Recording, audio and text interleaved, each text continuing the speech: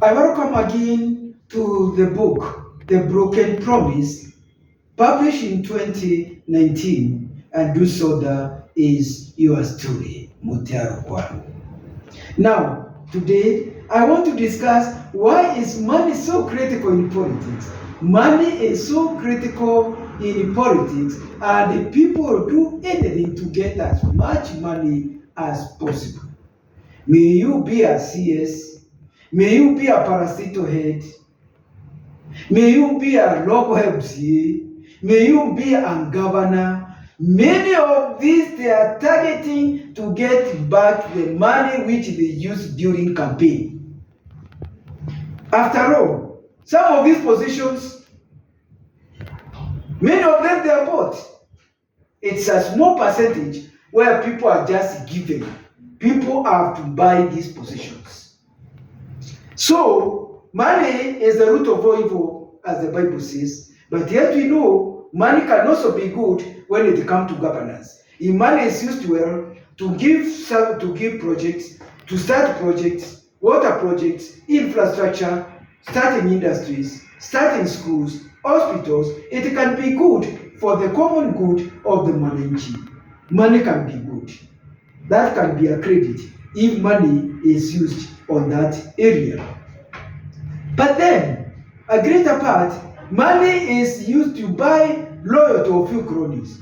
May it be at MCA level, may it be MPs, may it be at the top offices in the country, top offices, CSs. Money is used to buy cronies. You not keep them faithful. And if you don't buy them, they are going to run away come the next election time. Then you find that money is also going, it promotes corruption. It promotes black market, money laundering. And it also is used to support unpleasant policies. Our politicians in parliament and even in Senate, sometimes they are bribed to pass very unpopular policies. Why to do that? You use money. Money is used. And that is why poverty is so bad when it comes to democracy. And that is why advanced democracies, they are developed because poverty has been taken care of.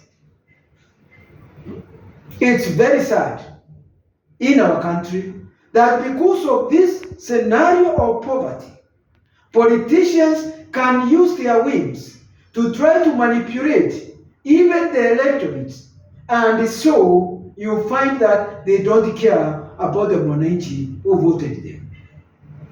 They only care about the person who gave them the money, the one who is giving them pork.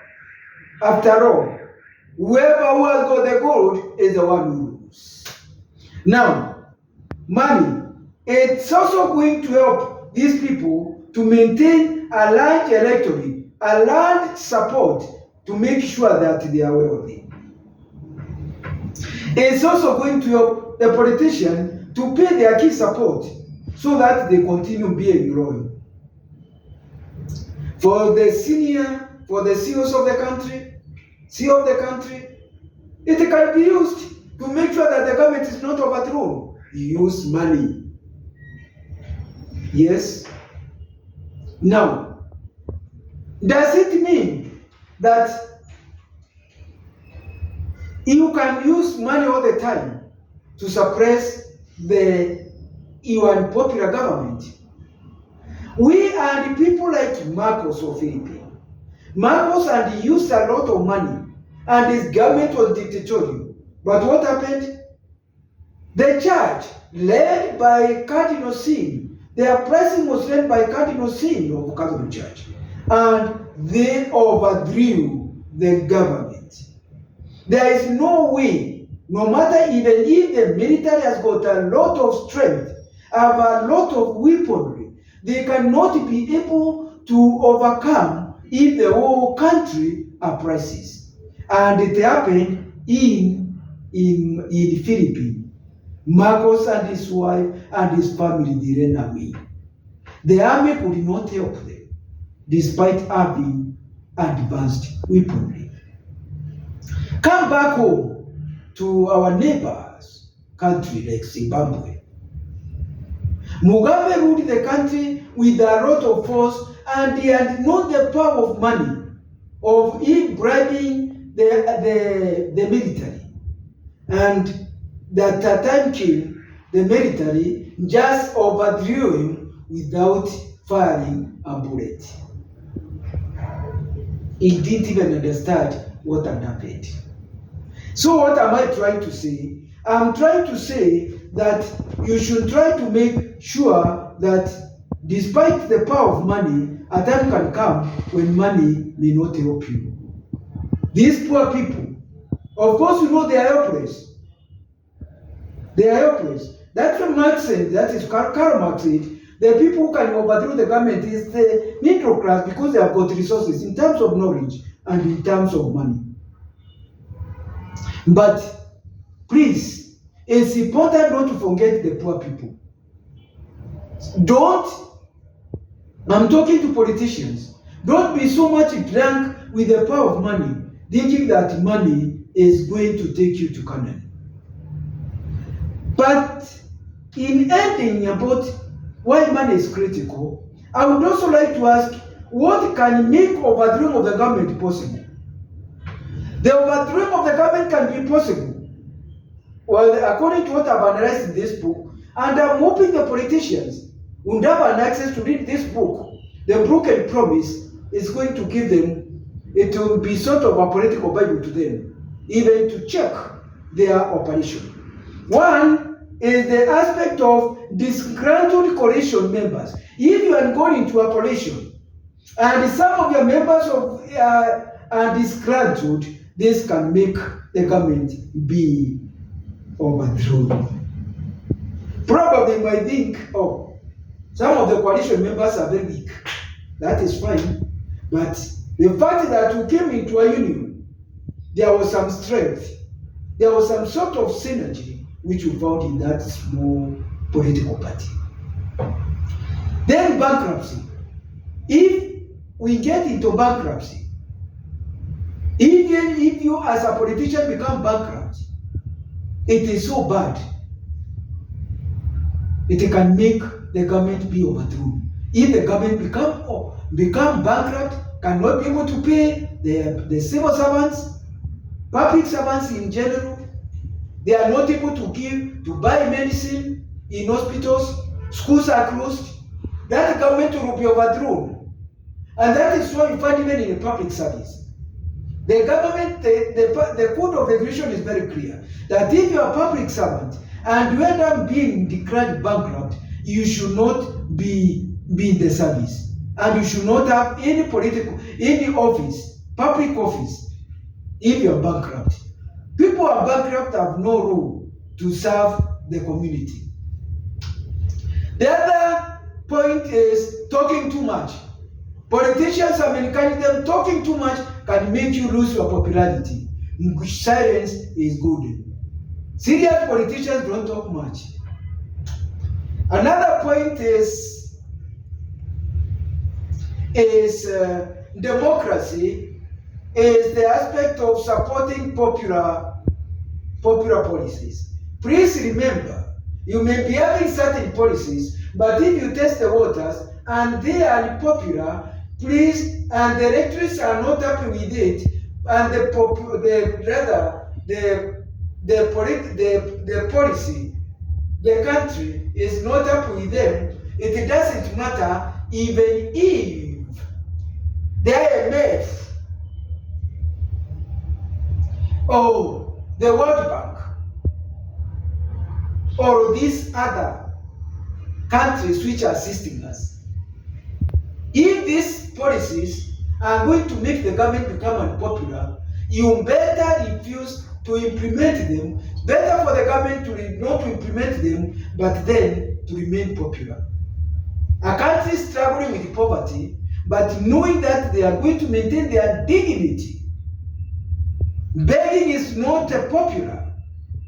No wonder our CS was lamenting when they wanted to get this, to get to IMF and they had to queue for minutes, as if a roll call was being done for just being given around 78 billion, which we can be able to raise more than. There is the dignity of the country. There is no greatness for a country which is begging, though we have to get loans. But yet there is the national pride. Taxation. We cannot do without taxation. How is the government going to run? But then there is the equity of taxation. We have to have a lot of balancing acts so that the taxation is going to meet what it was intended to. So that taxation should not make the populace poorer than they were. Or the cost of collecting that tax is more than what they are gaining. When we go back to the archives of history, the personal tax, which was being implemented, where it was stopped because the government was using a lot of money to be running after people, literally chasing them. So it was removed. So the taxation is a part and a parcel of us as a country. We cannot do without the taxation. But then the taxation should have a mutant face. It should have a human face. And then this tax, which is being collected, should not go to line the parcels, the pockets of our people who we have elected. They should not steal at the root and make themselves richer and richer, and so that they also have campaign money. Then borrowing. Borrowing can also excessive borrowing. Borrowing is important. There is no political system which can do without borrowing. Borrowing is a part of the parcel. If you don't borrow, how will you implement some of your policies very fast? But then, I also want to tell you, there is no president who will come and say they are not going to borrow. Borrowing is there after all. The president is not going to pay that loan within his term. But the loan is going to help the president to be able to implement the policies within a very short time. So borrowing, much as people might really be against borrowing is a part and parcel when it comes to projects. Then there is the aspect of effective policies. Policies, please, they should be interrogated. If we come up with unpopular policies, it can lead to overthrowing of the government. Also projects, popular projects, which is going to benefit majority of the people. And then there is also the fighting corruption. Corruption is dedicating and making Kenyans lose faith in the government. A serious government will try to address the issue of corruption. This book, The Broken Promise, has discussed a topic on corruption, which along the way, as I'm going to serialize this book, I'm going to talk about corruption in Kenya. And then there is also the aspect of foreign aid. Foreign aid should be handled in a very, very delicate way. Much as we cannot do without foreign aid, it is very important that we don't overborrow. Thank you very much. I'm hoping that you are enjoying the book, Broken Promise, published in 2019 by Mutea Rukwaru, your family therapist, and I am sure that those who are listening, you are enjoying it. You are going to understand more about Kenya as a nation. For those who have not subscribed, I would encourage you to do so. If you want also to understand more about this, about Kenya, our dream, and how far we have gone to achieving our dream. Thank you very much. I value you and have a great day. Thank you.